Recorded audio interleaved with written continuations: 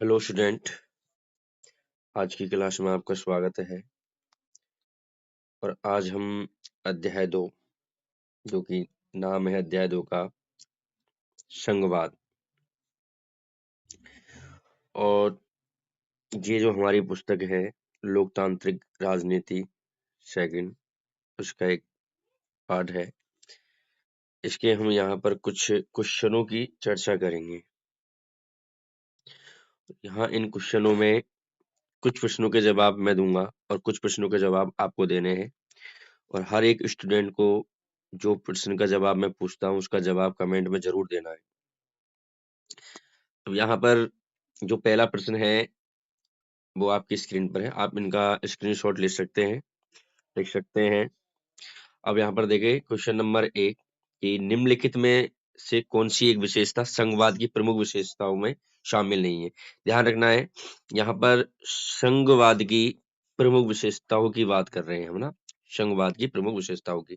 अब आपके सामने कुछ ऑप्शंस हैं। पहला ऑप्शन है सरकारों के 2 या 2 से अधिक स्तर होते हैं, या है कानून बनाने, कर वसूलने और प्रशासन के विशिष्ट मामलों में प्रत्येक स्तर का अपना अधिकार क्षेत्र है। या फिर ऑप्शन सी है सरकार के प्रत्येक स्तर के अस्तित्व और अधिकार की संवैधानिक गारंटी। और लास्ट जो ऑप्शन है वो है डी, सरकार के किसी एक स्तर से संविधान को एक तरफा बदला जाना। अब यहाँ पर ऑप्शन देख के आप बताएं कि इसमें उत्तर कौन सा सही हो सकता है।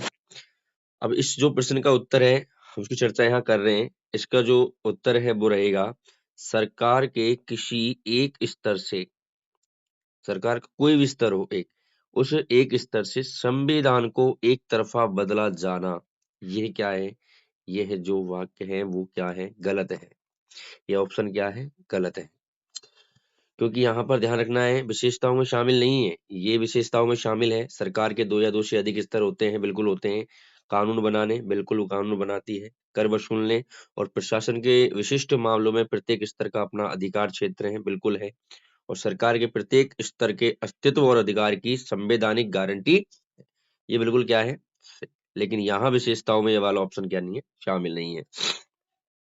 अब यहाँ पर हम बात करते हैं क्वेश्चन नंबर 2 की, और ये सिंपल सा है।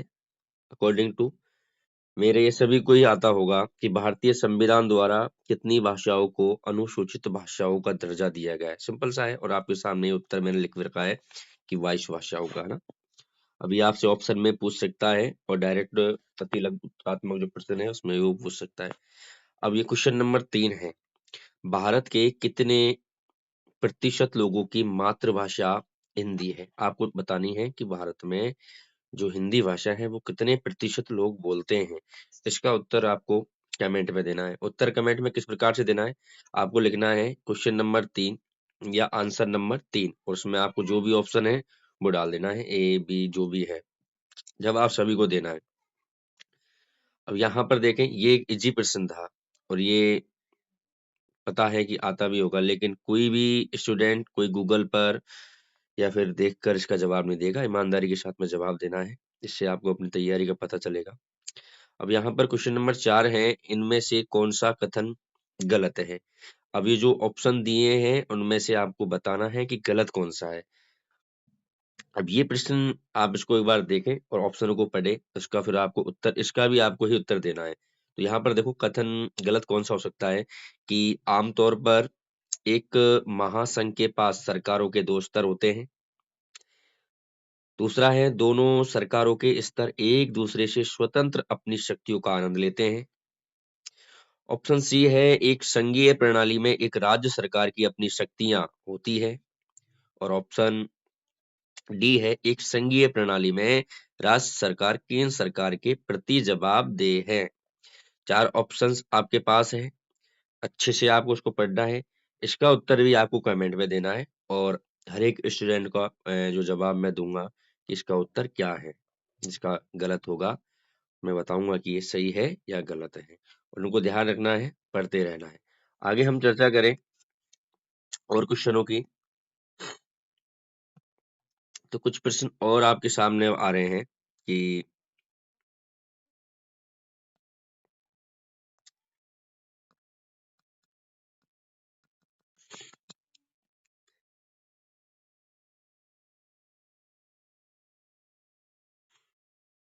थोड़ा टाइम लग रहा है स्टूडेंट।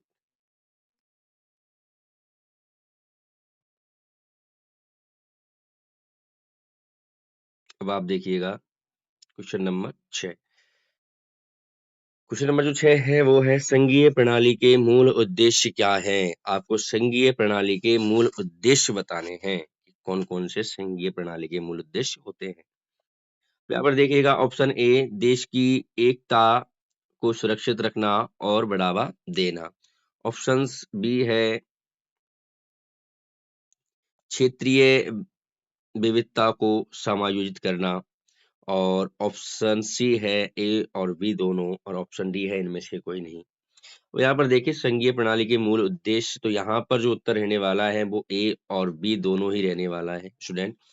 तो इसमें ऑप्शन ए कि देश की एकता को सुरक्षित रखना और बढ़ावा देना ये भी क्या है सही है और जो क्षेत्रीय विविधता को समायोजित करना है ये भी क्या है सही है। तो इसलिए उत्तर क्या रहेगा ए और बी दोनों। अब यहाँ पर हम बात करते हैं क्वेश्चन नंबर 7 की। निम्नलिखित में से कौन सा कथन एकात्मक सरकार के संबंध में गलत है? ध्यान रखना है एकात्मक सरकार के संबंध में। प्रश्न को अच्छे से पढ़ना है स्टूडेंट और देखना है कि किस बारे में वो पूछ रहा है। तो ध्यान रखना है एकात्मक सरकार के संबंध में गलत बात कौन सी है? तो ऑप्शंस ए सरकार का केवल एक स्तर है या उप इकाइयां केंद्र सरकार के अधीनस्थ है। ऑप्शन बी है केंद्र सरकार प्रांतीय सरकार को आदेश पारित कर सकती है। ऑप्शन सी है एक राज्य सरकार केंद्र सरकार के प्रति जवाबदेह है और ऑप्शन डी है राज्य सरकार को शक्तियां संविधान द्वारा गारंटीकृत होती हैं। प्रश्न को अच्छे से देखें और इसका उत्तर देखें कि यहाँ पर जो हमसे प्रश्न पूछा है वो है कथन कुछ दे रखे हैं और एकात्मक सरकार के संबंध में हमें गलत क्या है। तो देखें इसका जो उत्तर रहने वाला है वो बता देता हूँ कि इसका उत्तर जो रहेगा वो रहेगा ऑप्शन डी। ऑप्शन डी क्यों रहने वाला है कि देखिए आप इसको पढ़ें कि राज्य सरकारों की शक्तियां संविधान द्वारा गारंटीकृत है। तो ये आपको देखो पता चल रहा होगा कि ये बात क्या है गलत है क्योंकि संविधान द्वारा क्या नहीं है राज्य सरकारों की शक्तियां गारंटीकृत नहीं है। उसके बाद में देखें क्वेश्चन नंबर 8 कि निम्नलिखित में से कौन सा देश साथ रहकर संघ का उदाहरण नहीं है।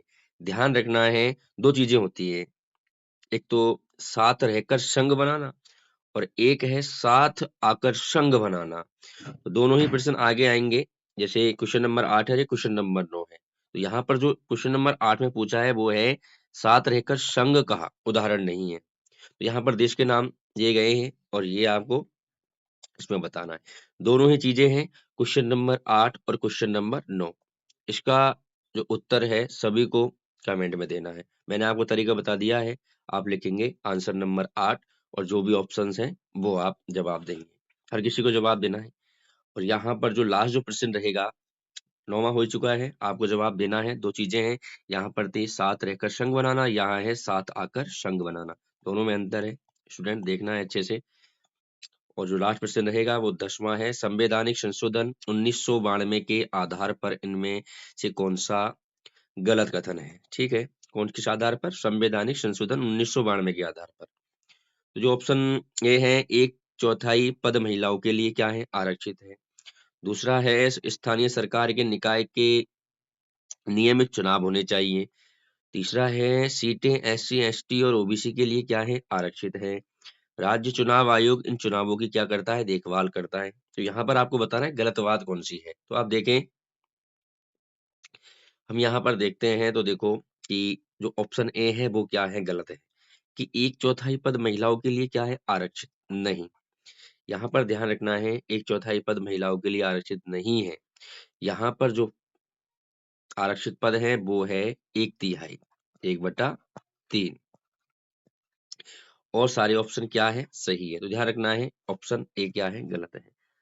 तो ठीक है स्टूडेंट इसी प्रकार बने रहें और वीडियो को ज़्यादा से ज़्यादा शेयर करें लाइक करें चैनल को सब्सक्राइब करें कि आपका ये जो प्रयास है यही मुझे मोटिवेट करेगा और आगे भी हम नेक्स्ट वीडियो में और प्रश्नों की चर्चा करेंगे। जो प्रश्न आपको लगते हैं एग्ज़ाम की दृष्टि से इम्पोर्टेंट हैं, मैं उन प्रश्नों को लाने का क्या करता हूँ, प्रयास करता हूँ और ध्यान रखना है ये याद प्रश्न होने चाहिए और जवाब ज़रूर देना है, जो मैंने प्रश्नों के माँगे हैं। आगे हम प्रश्न की बात करेंगे 11 क्रमांक से, जो भी जितने प्रश्न हैं और हर पाठ की हम यहाँ पर चर्चा किया करेंगे। हर एक किताब के पाठ की यहाँ पर चर्चा किया करेंगे। तो आपको वीडियो पूरा देखना है और जवाब ज़रूर देना है। ठीक है, बाय।